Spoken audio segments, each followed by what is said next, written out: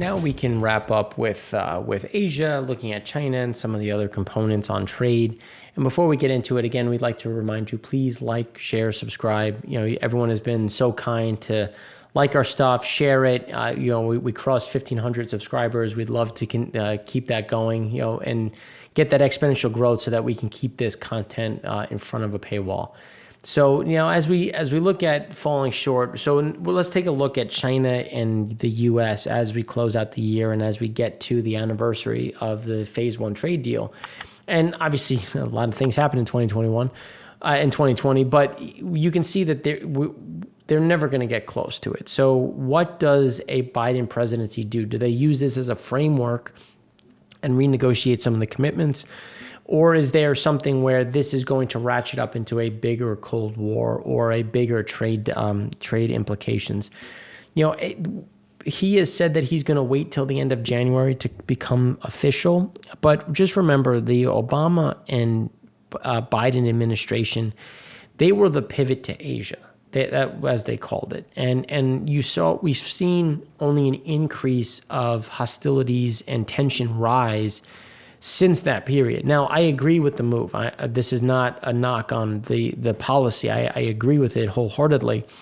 It's just, what is the next stage? As I've said in the May 29th show when I gave that breakdown, I believe that we were going to get in a natural progression into trade war, Cold War, and then eventually a hot war given timing is always impossible to nail down, but that is the normal trajectory. And I think this is kind of highlighting why that, I've done a lot of deals with China, and a lot is obviously exaggeration. I've done several deals with China, and it's always been things were going well. You thought the negotiations were perfect. Everybody was in a good spot. And then at the 11th hour, they turn around and say, yeah, we don't like those terms. You have to sign these terms or we're just going to walk away. And in the past, you begrudgingly did it because it was such a big market. There was a lot of opportunity. And that doesn't exist in the same way. And that's where you're starting to see like the RCEP deal, people like opening up other areas of Southeast Asia. And as we continue to see, like Trivium is a great writer on this, they did a whole story on the dual momentum strategy. So when we look at the dual circulation strategy within China, we're seeing, again, that issue with the local demand, those issues that continue to prop up. And I'm just pulling up now, but they did a new initiative to try to get people to spend. They're trying to turn around and get people to buy. So where are they doing? So they're issuing additional pushes to get people to buy cars. Get people. So encouraging cities to reduce car purchase restrictions. Institute a program for rural residents to trade in old cars for new. Automotive infrastructure like parking lots and charging stations. Again, trying to get people to buy stuff and just investing in infrastructure, which they've been doing for 30 some odd years, and they still can't get this sustainable growth without significant government spending, which is why they're trying to get the consumer to pick up their heads and start to do more. And we're just not seeing that convert, which is, again, is going to put more pressure on GDP in general. And I think Lunar New Year is going to be a very good indicator for how active is that consumer, how much money do they have, and how comfortable do they feel? Because specific provinces and cities have complained that they don't have enough money to pay their people. We've seen strikes for unpaid employees, whether it be at Apple facilities or third-party suppliers, or people picking up trash. Garbage collectors had a strike because they hadn't been paid in 8 months. These are things that are a much bigger problem that we will start to see kind of pieces of. But when we look at soaring container volume, so when we look at U.S. At U.S. ports, we continue to see a huge surge in imports. And it's not because we're importing so much. There's so many bottlenecks. Again, coming back to when we talked about PMI, ISM, the bottlenecks that have been created is hindering our movement of imports from the coast into our markets. And it's also limiting the amount we can export because you have to get empty containers, fill them up, export them back out. And we're seeing these huge issues that are just remaining in the market in general. And now, given a weaker dollar should help our exports, should reduce our imports. But again, this is so obviously container prices are exploding, especially when we look at China, but they're exploding because there is a net shortfall. There are a limited supply of containers because their empty containers available are limited. So the ones that are available are exploding in cost. It's not because there's a huge surge, though there is an increase in exports. I'm not saying there isn't. But it's very one-sided in terms of where is that going to go? How is that going to correct itself? But in the meantime, when we look at U.S. trade balance, it's, going back to 1990, it's the worst ever. And it's because, again, import prices are going up, import delays are causing an issue, and this is a bigger and bigger problem as we head into the new year because this isn't going to adjust quickly. There isn't going to be a quick snapback. But when we look at the health of Asian economies, well, let's look at one as an example. So let's look at Japan, because when we look at Japan, this is why in EIA Part 2, we talk about the rising cases, because the rising cases, you can see that they quickly increase lockdowns. Those increase in lockdowns, is going to impact manufacturing, retail sales. Again, fourth largest country economy in the world. Germany is the third, which is why we keep talking about them so much. Here's where we see the issue. Walking, transit nationwide, electricity demand, all of these continue to fall. Plus, we have increasing prices because there's a cold snap. There's not enough LNG. LNG prices are increasing exponentially over the last couple of weeks. These are continuing issues as COVID cases increase, as we get more problems in terms of additional cases. And now, on the aggregate, 330 isn't a lot, but they've been very aggressive in addressing them. South Korea is something similar. So as we see the third wave come up, we expect to see them lock down, which is why they've already talked about hitting that January number for reducing or limiting new international flights. So now let's look at Asia PMI. Let's look at November versus December. Taiwan, as we've been talking about, Taiwan has been crushing it. And imports have been up, exports have been up. That's something that we think is going to continue, specifically for Taiwan and Vietnam. Now, when we turn to India, India is the one where we're a little bit more hesitant in terms of how much follow-through can we get. Just looking at the issues at their own ports, the issues that they're seeing where imports have fallen, exports have fallen, as we've talked about in other shows, we're getting that separation between where India and exports, imports are. As imports dwindle, it usually means that exports will start to fall as well, and exports have been disappointing to the downside over the last couple of months. And given there's been some spikes, but it's just a matter of where is the aggregate and where are we projecting into the new year. Australia has been fairly stable, but the issues between China and Australia are more significant and getting worse. Now, when we look at China, December slowed down from November. As we've been talking about, there's just been an inherent slowdown that we've been monitoring. And again, this also leads to what is their crude demand going to look like? What are their refined products demand going to look like in December, given that things were starting to slow down? And now you have issues with the cold snap. People are running out of fuel, so they have to get generators. So that's going to impact in the industrial process. And again, these are things that are just going to weigh on general activity. South Korea is something similar where imports continue to slow. Exports had a nice spike, but imports started to increase. And now it's going to be a matter of, will imports continue to go up as we see more exports, just as they're entering their third wave or coming out of their third wave of COVID, which is going to be a problem in terms of, well, how strong can things get? What can the recovery look like? China, again, this is the official number. December is still slower than November, coming back to the same things that we've talked about. Vietnam crushing it. Vietnam was, December was an expansion. Imports are going up, exports are going up. Those are things where when we look at Vietnam and Taiwan, those are two areas that we do like in terms of where we think there's going to be some follow through and some additional growth, while China, India start to kind of slow down, especially as we've seen the refill of the supply chain. Now we have new bottlenecks. The bottlenecks are at the port again, these are things that are just going to reverberate through the system and cause these issues when we're looking at trade routes. But when we look at China, we have to appreciate what is happening with prices. Coal prices are exploding, copper prices, grain prices, steel prices, same thing, because steel inventories have fallen back down to those lows. Now, the issue is, again, running short on fuels. So if you're running short on fuels, it's very expensive. It takes a lot of fuel to make steel. So these are things that are going to be a hindrance as we go forward but again, leading to additional increases in price.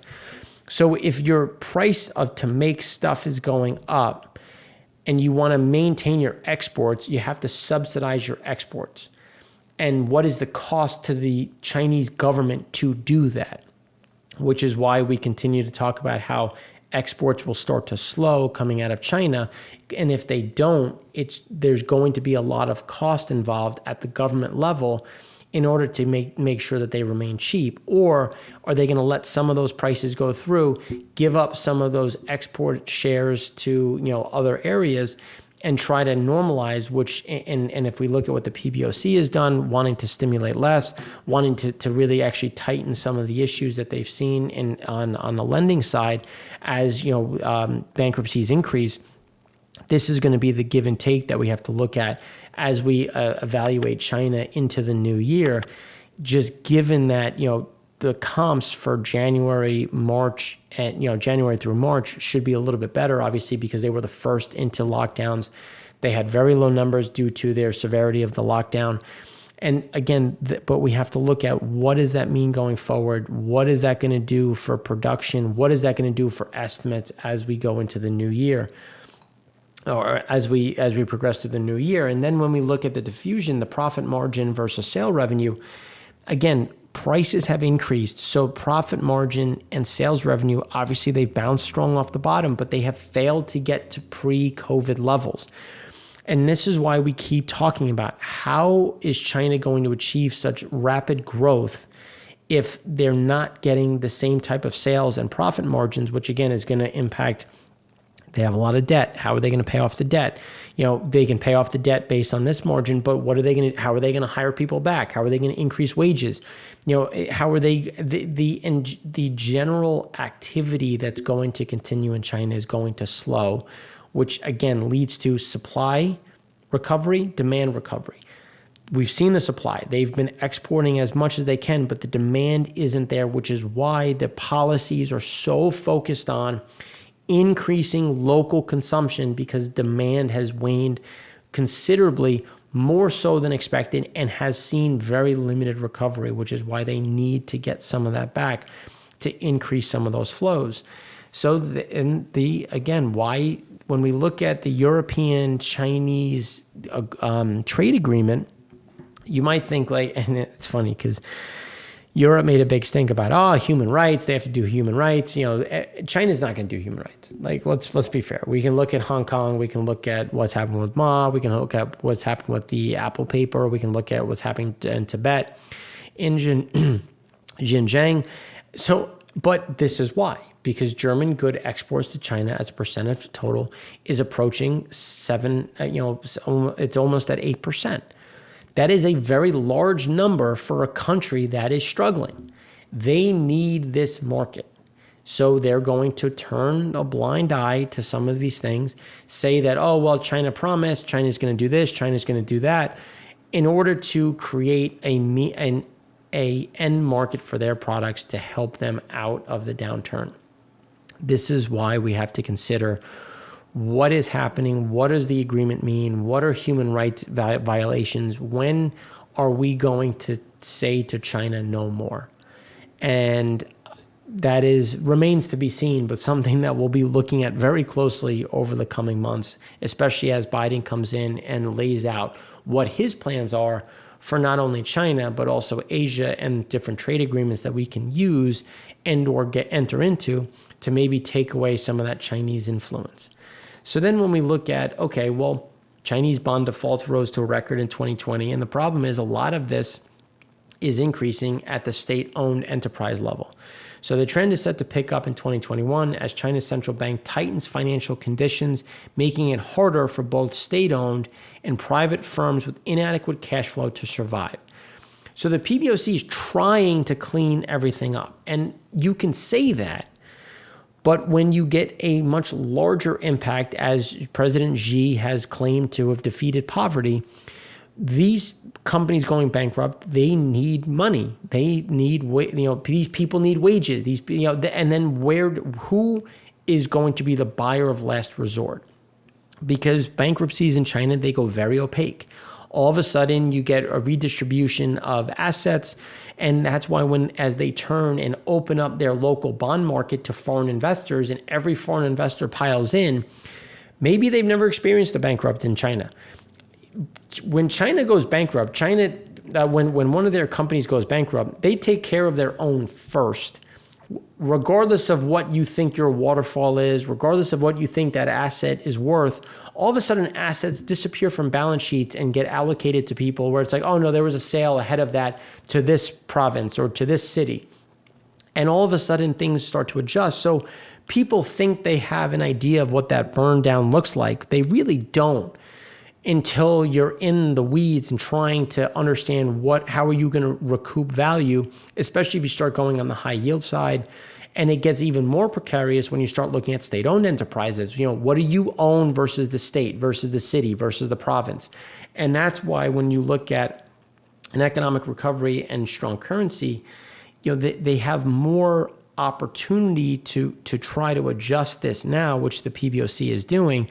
But as pressure continues to mount, as their trade partners remain struggling under the COVID, the growth is going to become more and more expensive to maintain.